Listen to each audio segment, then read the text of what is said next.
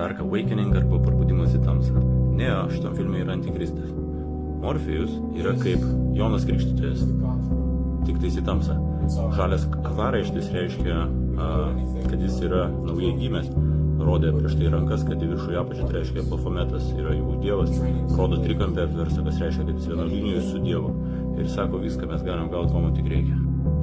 Labai daug kas mėgsta teikti, kad jie yra atsibūdę. Aš atsibūdęs, aš viską suprantu, aš žinau, kaip čia viskas veikia, velnias viską valdo ir dievo nėra iš tikrųjų, Biblija perrašyta yra ir Jėzus tai iš tikrųjų velnias yra, šventoji dvasia tai Luciferis ir žinau, kad žemė plokščia ir dantis yra ir milžinai buvo bet dievo tai nėra čia išgalvotas, čia kontrolės priemonė, religijos yra skirtos tam, kad suvaldyti mases.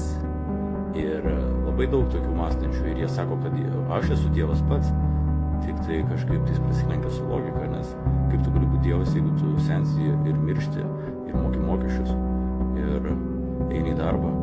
Kaip taip gali būti, man paaiškink. Ir kiti sako, kad energija, aš atgimsiu, karmos kažkokios.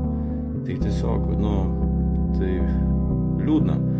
Jūs atgimėt, ar kaip jūs ten vadinat, prabudot į ką? Į tamsą prabudot.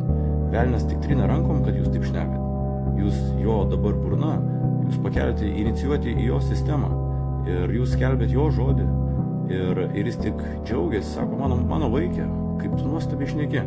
Pats geriau nepasakyčiau. Ir tu dabar esi jo religijos aukščiausiasis kunigas.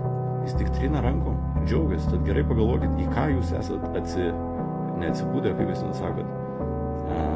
Aš Dark Awakening prabudęs, Prabudęs į ką? Į tamsą?